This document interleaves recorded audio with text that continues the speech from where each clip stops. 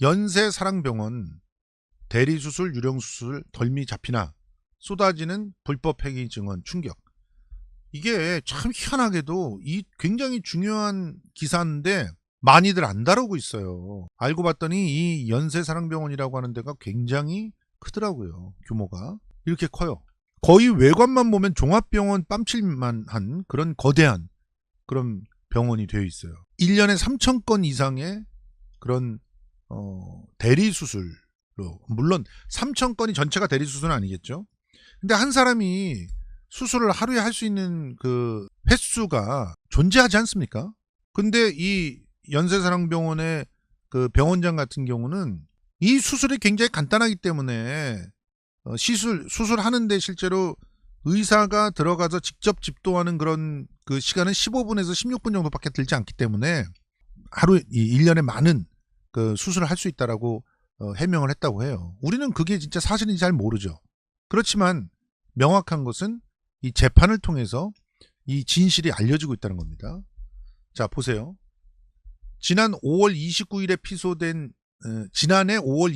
기소된 이후 1년여간 이어진 재판을 통해서 연세사랑병원의 대리 유령 수술을 둘러싼 불법 정황들이 더욱 명확하게 드러나고 있다. 그래서 파장이 커지는데, 이 10명이 의료법 위반 등의 혐의로 기소된 지 정확히 1년이 되는 날이 5월 29일이었던 겁니다. 우리 사전투표 시작하는 날이죠. 근데 서울중앙지방법원에서 6차 공판이 진행됐어요. 진짜 골 때려요. 5월 29일서부터 지금 5월 29일까지 1년 동안 공판 6번밖에 진행 못한 겁니다.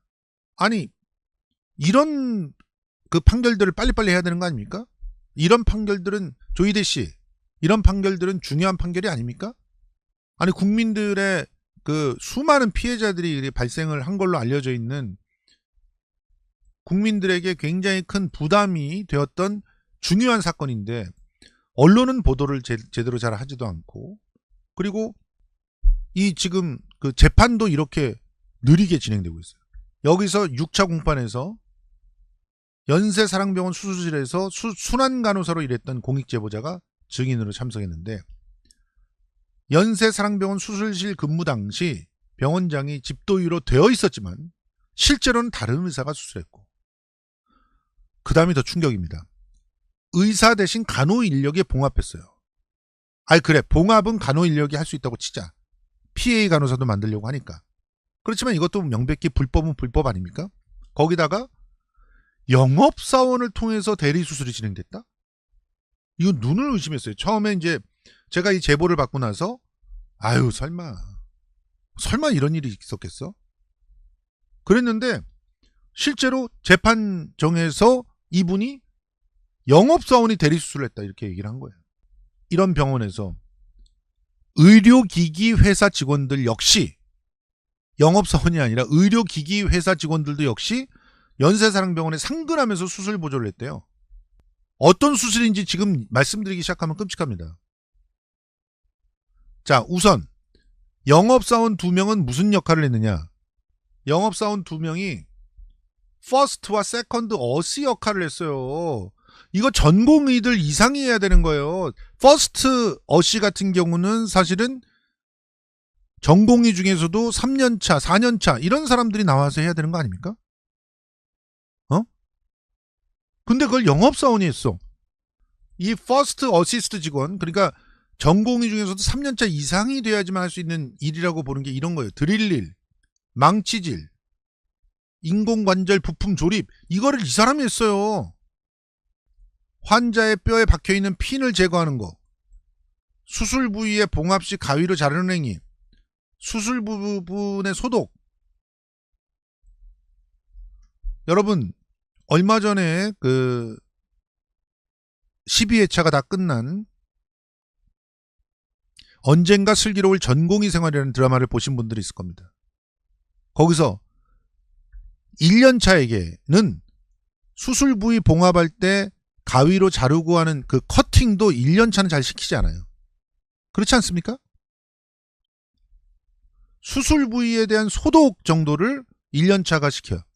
그 1년차가 이 소독을 할 때 간호사들도 이 소독을 안 해요. 환자의 뼈에 박혀있는 핀 제거하는 거는 이거는 진짜 전문의가 해야 되는 겁니다. 연세사랑병원 측에서도 아예 시인을 했네. 단순한 수술 보조행위다. 이렇게 옛날엔 주장을 했는데 이제는 팀제 수술 시스템이다. 이렇게 얘기를 하고 있어요. 의사들을 팀을 짜요. 팀을 짜가지고 한 팀씩 이렇게 들어가는데 집도의가 너무 바쁘다. 그러면은 그 팀의 서브나 이런 의사가 수술을 해왔다고 주장을 한 거예요. 그럼 이것도 역시 지금 현재로서는 불법입니다. 왜? 집도의 이름이 다 적혀 있잖아요. 의료 기록에는 집도의 이름이 다 적혀 있잖아요. 그런데 다른 의사가 수술을 했어요. 이것만 해도 찜찜하죠. 솔직히 여러분 가가지고 수술 받으려고 할 때 내가 TV에서도 많이 봤고 유명하다고 하고 정말 탁월한 실력이 있다는 원장님이 나 집도인데 원장님이 안 하고 딴 사람이 수술했네. 나중에 보니까 이러면 여러분들 어떤 생각이 들겠습니까? 그러니까 지금 시민단체들이니 피해자들은 항의를 할 수밖에 없는 거죠. 그런데 이런 항의에 대해서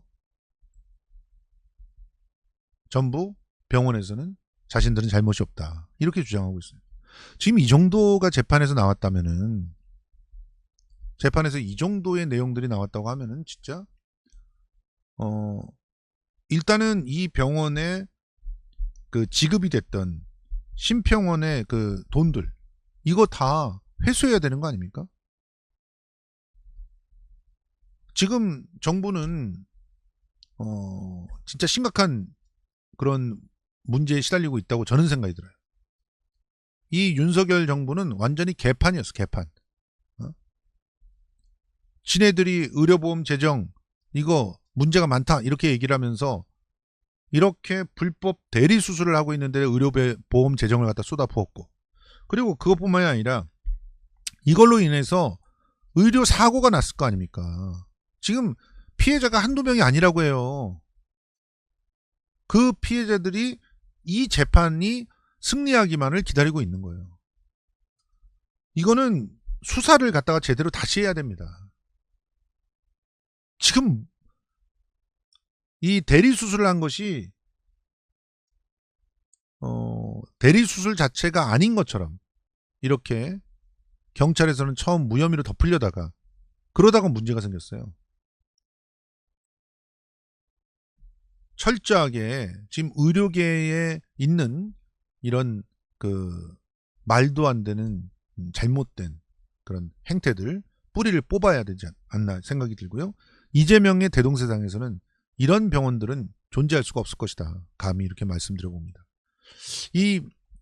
저희 아버님이 여기에 가서 수술을 할 뻔했기 때문에 더더욱 빡치는 그런 상황이 됐고요. 그래서 이 아버님 이 얘기를 갖다 듣고 그리고 이 제보를 갖다가 보고 이러면서 반드시 어떻게 응징을 하는지를 저는 계속 추적을 해서 여러분들께 보고하듯이 알려드리겠습니다. 그러니까 뭐 제가 청담동 그 술자리 사건에 대해서 여러분들께 꾸준히 보고를 드리는 것처럼 이 건에 대해서도 연세사랑병원의 불법 대리수술 특히나 지금 비리가 제가 지금 그 자료를 갖다가 지금 취합하고 있는 것 중에서 비리가 이 관절 수술에 대해서는 일단 이런 대리수술로부터 생기는 여러 가지 문제들이 있고요. 그리고 줄기세포 치료라고 하는 것에 대해서도 상당한 문제들이 존재하는 걸로 알고 있습니다. 그래서 제가 전문가 자문을 더 받아가면서 이 부분 보고를 해드리도록 하겠습니다.